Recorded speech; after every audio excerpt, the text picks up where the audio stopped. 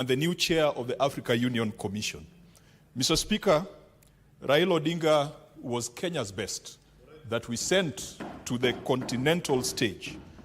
And Mr. Speaker, every other time that a Kenyan is out there on the international or continental stage, I remember when Faith Kipyegon was breaking the 1,500-meter world record, all Kenyans stood up in unison to cheer Faith Kipyegon. I remember David Rudisha, the great run that he made to win the 800-meter championship. I think, Mr. Speaker, that record has not been broken. All Kenyans rose in unison to celebrate a great Kenyan. I remember even, I think she's called Beatrice Chebet, who broke the 5,000-meter world record and went ahead to break the 10,000-meter female world record. Kenyans stood up in unison and cheered on Faith Beatrice Chebet. That is the attitude and spirit with which we ought to approach the attempt by the Right Honorable Raila Odinga to become the chair of the Africa Union Commission. Mr. Speaker, I want to report to the House that the Right Honorable Raila Odinga, at this very moment, is in very good spirit, is in very good health, is unbowable, is unwalkable, is indefatigable, and is still committed to making Kenya a great nation. There are those who think that by throwing barbs at him online, composing small inchas and compositions, that they are going to deter the fighting spirit, the indomitable spirit of our enigma, Raila Odinga. Raila Odinga, please take your time, relax, make phone calls to your fellow leaders across Africa, thank them for the vote they gave you, take time to reflect, and when you come back home, let no one try to direct Raila Odinga on which direction he should take or on which action he should take. He is a man who knows only one thing, and what he knows is what is best for Kenya. Mr. Speaker, I also want to thank President William Ruto. It is not taken for granted that when a Kenyan comes up to run for a continental position, that the government will support that Kenyan. And Mr. Speaker, just next door, we have a friend of ours called Olara Otunu. Olara Otunu at some point reigned for the Secretary General of the United Nations. Olara Otunu was originally Ugandan by nationality, but because of local competition, Olara Otunu ran for the UN Secretary General position as an Ivorian citizen and not as a Ugandan citizen. Why? Because the government did not see it fit to support him. A Ugandan could take the citizenship of another country to run for a global position. Mr. Speaker, if we didn't have mature politics in this country, you would have found a situation where Raila Odinga is running for chair of the AUC with a South Sudanese citizenship or with a Ugandan citizenship. But William Ruto took this as Project Kenya. It was not Project William Ruto. This was Project Kenya. This was Kenya sending their best son to the continental stage. And William Ruto, we thank you because you walked the talk. You walked with the candidate. You opened doors for the candidate, and you allowed Raila Odinga, despite the political competition, to be a candidate for Kenya rather than a candidate for any political formation. I want to urge the government of Kenya and also urge this House. Mr. Speaker, the sessional paper on Kenya's foreign policy was laid on the table of this House last week by the leader of majority. We now have an opportunity to weigh in on Kenya's foreign policy. I know that my colleague, Senator for Kisii, Senator Onyonka, is one of the most exposed and experienced diplomats in this House, having served as an assistant minister for foreign affairs. Honorable members, you have an opportunity to weigh in on Kenya's foreign policy. And I want to request the Speaker to direct the relevant committee, I think it will be the Justice and Legal Affairs Committee, if not the Foreign Relations Committee, that they must bring back a report to this House. They must scrutinize that sessional paper. They must get views from experts. They must look at it and confirm that Kenya is adopting a foreign policy that is pragmatic. That was a position of the founding fathers of this nation. They said we face neither east nor west. But they said we are going to face the direction where the wind will blow in our sails. And that should be the position that this generation takes. There is nothing fashionable about being seen as pro-American or being seen as pro-Chinese. Those are constructs that do not matter to us. We shall face the direction that adds value to the lives of the people of Kenya, the direction that is willing to partner with us in achieving our developmental objectives, and the direction that is respectful to the people of Kenya.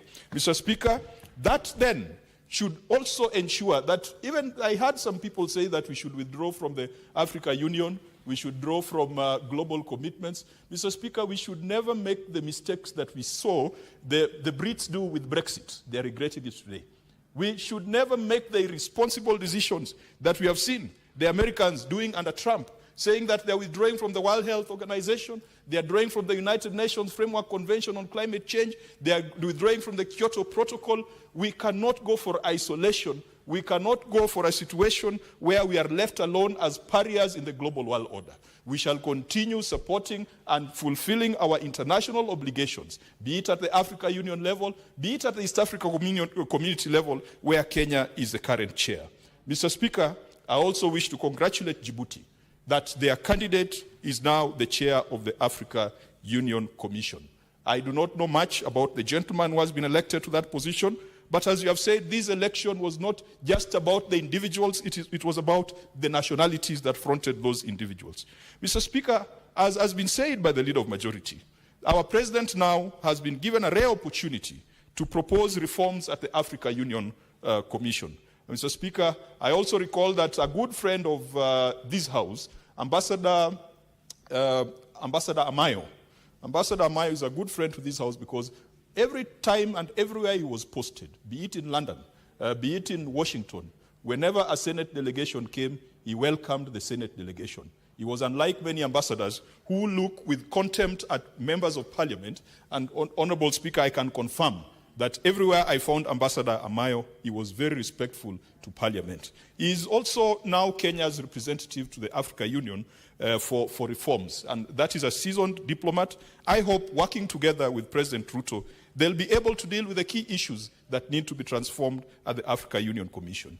In Africa, Mr. Speaker, there are still a lot of challenges that we now must ask the new Africa Union Commission chair to settle down and not to be drawn into Kenya's political and toxic social media wars, that he should now settle down and deal with the key challenges that are facing Africa.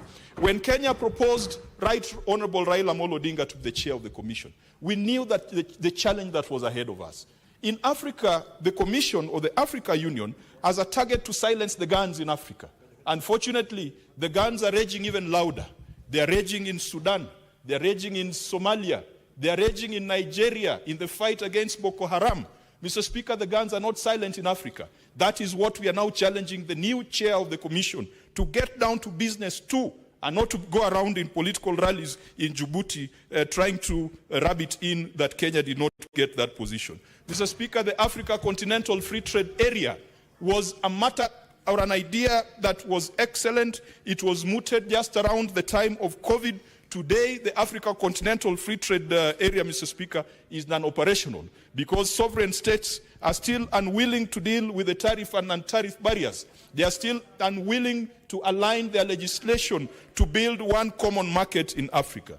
Mr. Speaker, within the Africa Union Commission or within the African territory, we have a coup belt that is running from West Africa through the Sahel, coming into Central Africa, and if you are not careful, it will go all the way to the Indian Ocean. Mr. Speaker, it is said that in Africa, you can travel from West to East Africa, going through countries that have got military dictatorships and leaderships that came to office through coup d'etats. That is the reason why the Africa Union was established, to deter leaders from taking over power through coup d'etats. Flights are still very expensive in Africa.